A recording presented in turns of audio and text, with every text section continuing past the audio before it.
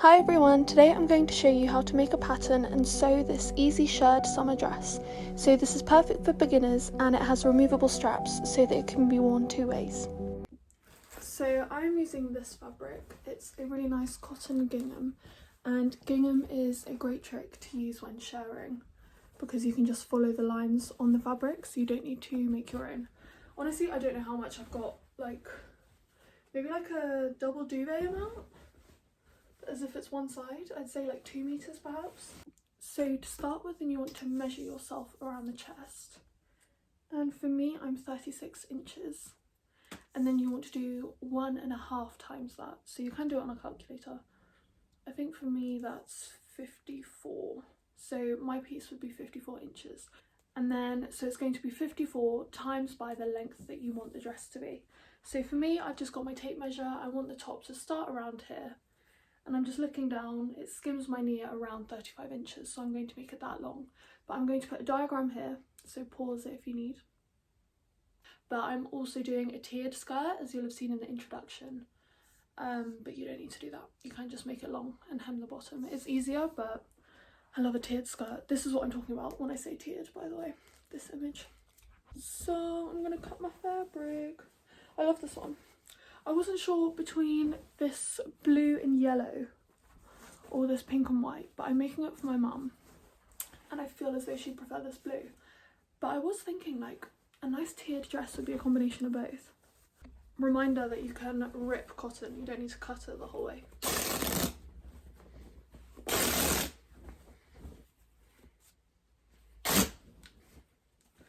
This is what my piece looks like. And now I'm going to cut the fabric for my tiered section of the skirt. So this is just that same rectangle, and we want to measure this. It was 54 inches. We're timesing that now by approximately 1.5 in order to get the tiered bottom. So please ignore this if you're not doing a tiered skirt, but I am. I think I'm going to do just one.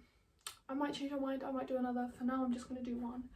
And I think a nice length would be 10 to 11 inches. So it's going to be 81 inches width and 11 inches long, this extra rectangle I'm doing at the bottom. So now I'm just going to put on the screen just the two rectangles with measurements, and this is for a 36-inch bust, so adjust it accordingly. So my bottom rectangle is in 2 pieces, just because my fabric isn't wide enough. So I'm just going to put them together right sides and sew, and then it will give me one long strip. But if you've got a big roll of fabric, then you'll have enough. This is just because I'm using remnants. Done. And we're perfect.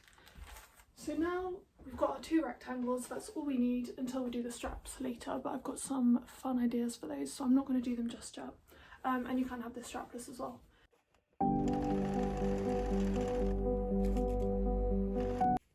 So now that the top's hemmed, then I'm just going to shirr the top part of this rectangle.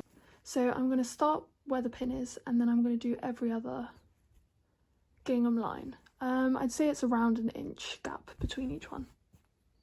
And I won't go too in detail about how to shirr in this video, but if you want to learn, then let me know and I can do a video. But there's loads of great YouTube videos already. So yeah, this is going to take a while, but I'm just going to do the whole of this rectangle. Long story short, elastic thread in the bobbin, normal in the top, long straight stitch. That's literally it. It's a lot easier than it looks. And it's definitely beginner friendly. So yeah, this is going to take a while. And I'm also going to leave one square on each side, so about ½ an inch per side for seam allowance when I sew it all together.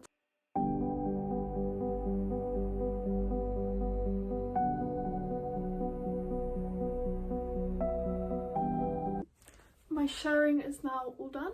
I tried it around my body and I think it sits perfectly. So I'm going to now iron. I'm now going to iron this and make sure it's got steam, because then it kind of sucks it in even more. Then all we have to do is sew the sides, and then you can either hem it if you're not doing a tiered skirt, or I'm just then going to ruche the tiered bit, attach it, and then we're done. We've done the straps. I'm now sewing the dress inside out,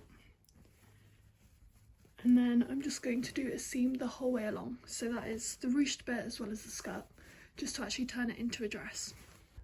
And then I've also got that rectangle that we cut out earlier, and I'm going to also sew the ends of this just so it becomes a circle.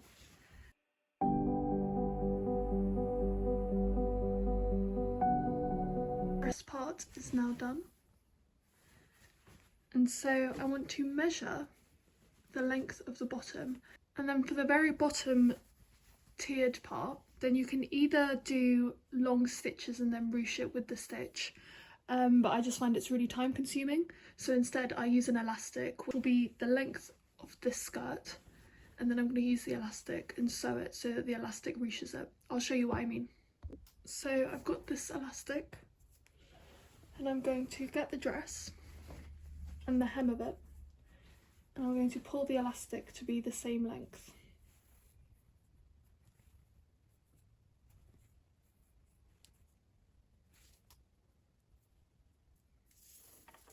So that is the length.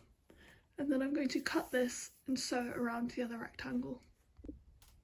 So I've folded the elastic to find the halfway point, and I marked it with a pin.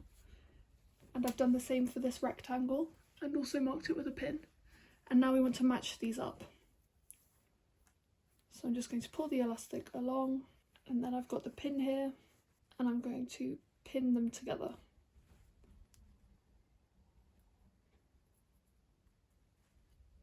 And so now I have a general reference for how much I need to stretch this elastic when I sew it.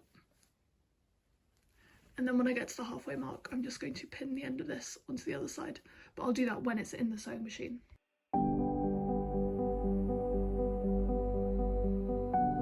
Okay, the first half is done. As you can see, it's really nicely ruched.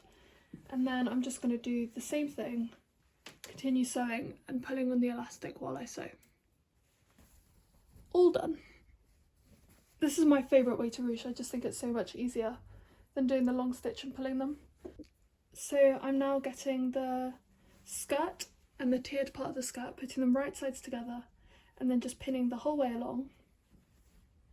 And then I will sew this seam closed.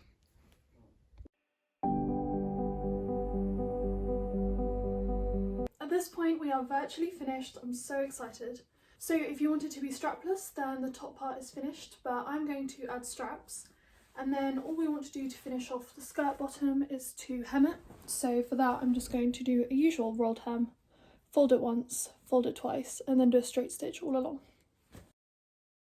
So now that the dress is hemmed, the last step is the straps. So I want to do something a bit funky, a bit weird. I'm actually going to add some plastic snaps so that the straps are removable, but I'm going to make it hidden inside the hem. I'll show you what I mean. Hopefully it works, to be honest, I haven't done it before. But I've just put the top on and measured where I actually want the straps. And I want them to be 17 inches long on each side. And so I'm now going to cut a bit more fabric, and I'm just going to make some ruched elasticated straps so they will have elastic on the inside. So I'm now going to cut my fabric so that it's 17 inches long and about 1.5 to 2 inches wide, but I need to see how it looks before I fully decide.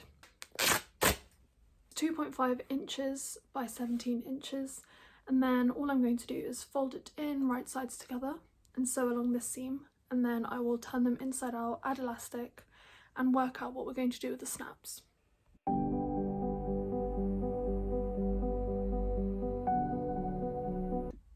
I now pressed those straps and I've got 15-inch pieces of elastic, so I'm now going to feed it through, and then I'll pin it at the ends and stitch those up. I'm just going to sew along here to secure the elastic and repeat it for both straps. And now I'm just going to add snaps onto the end of each strap, and I think I'm going to use this yellow. Just pause the video here for a guide for how to insert them. So this is what the straps now look like on each side. Then we've got a snap inserted. And then for my actual dress, then I'm just going to seam rip this stitch here, and then I will insert the snap so that it just falls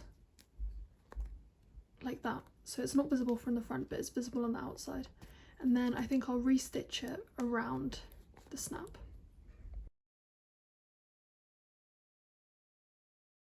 Okay, it actually works. So then it will either be strapless where it's not visible, don't worry, I'll trim this bit, or you just attach the straps by snapping them in, and then from the front it just looks like a strap.